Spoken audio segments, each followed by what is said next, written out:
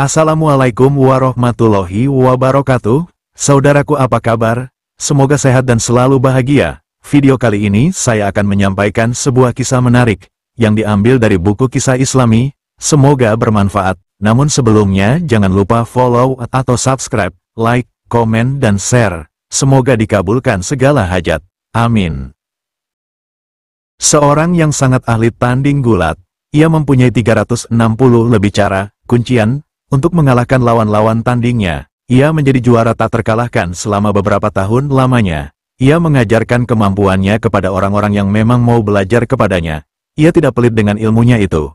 Salah seorang muridnya mempunyai bakat yang sangat baik. Dalam waktu sekejap saja sang murid telah menguasai berbagai keahliannya. Dalam event-event pertandingan gulat yang dilakukan oleh kerajaan, sang guru ini tidak lagi mengikutinya dan mengirimkan muridnya yang sangat berbakat itu. Tidak membutuhkan waktu lama, sang murid telah menjadi sangat terkenal dan menjadi juara menggantikan kedudukan gurunya. Selama bertahun-tahun berikutnya, ia menjadi juara tak terkalahkan seperti halnya gurunya sebelumnya. Sang murid tersebut memang seorang pemuda yang berbadan kekar dan tenaganya kuat sekali. Dengan didikan yang baik dan teknik-teknik yang diajarkan gurunya tersebut, makin lengkap saja kemampuannya. Sayangnya, ketika berada di puncak kepopuleran dan karirnya, sang murid ini menjadi sombong. Seperti kata pepatah, kacang yang lupa pada kulitnya, orang yang lupa pada asal-usulnya. Ia memang tidak tinggal lagi belajar pada gurunya itu. Tetapi orang-orang yang memujinya masih tidak pernah melupakan peran gurunya tersebut dalam mendidiknya, dan hal itu membuat ia tidak terima. Ia mengatakan bahwa berbagai kemampuan dan teknik itu memang telah dimilikinya sendiri sebelumnya. Bahkan dalam puncak kekurangan ajarannya, ia berkata kepada sang raja, "Wahai raja, keunggulan guru dibandingkan dengan saya hanyalah karena umurnya dan haknya sebagai pelatih yang telah mengajari saya.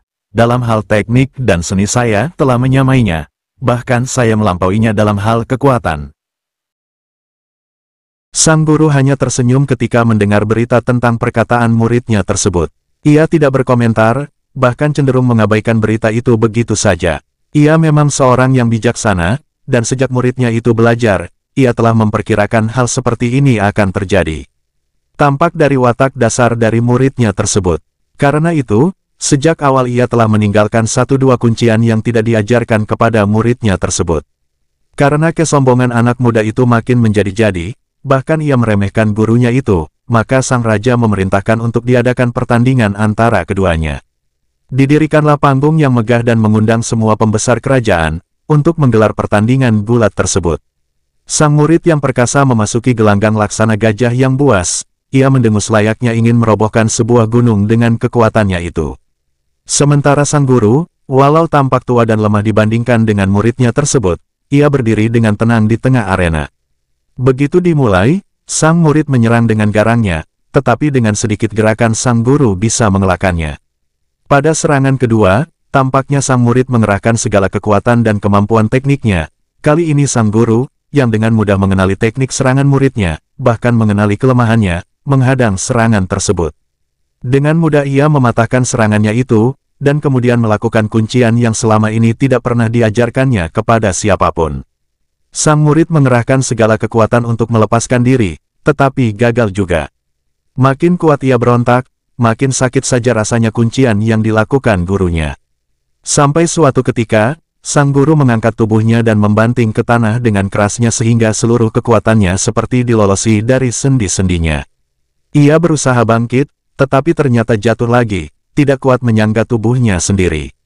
Penonton bersorak dengan gemuruh tanda gembira. Bagaimanapun mereka juga tidak senang dengan sikap sombong anak muda itu, bahkan hingga meremehkan sang guru. Raja bangkit dari tempat duduknya, menghampiri sang guru yang masih berdiri dengan tegapnya, walau dengan sikap merendah. Ia melepas jubah kehormatannya dan memakaikannya kepada sang guru, sambil berkata kepada anak muda yang tampak lemah tak berdaya, "Engkau menantang gurumu, menuntut diri lebih baik, tetapi engkau tidak bisa membuktikan ucapanmu." Anak muda itu berkata, "Wahai raja yang berkuasa, itu bukan karena kekuatannya yang bisa melumpuhkan saya. Tetapi karena suatu ilmu rahasia yang saya belum pernah diajarkannya, dengan rahasia itulah ia mengalahkan saya." Mendengar pengaduannya itu, sang guru berkata, "Dengan peringatan akan datangnya saat seperti ini, maka seorang bijaksana pernah berkata, jangan berikan semua rahasia kekuatanmu kepada sahabatmu, karena jika ia berbalik menjadi musuhmu, maka kamu akan dikalahkan. Apakah engkau tidak pernah mendengar cerita itu, yakni seseorang yang dilukai sendiri oleh muridnya? Demikianlah kisah yang dapat saya sampaikan. Mohon maaf atas segala kekeliruan, karena kesempurnaan hanyalah milik Allah Subhanahu wa Ta'ala. Wassalamualaikum warahmatullahi wabarakatuh.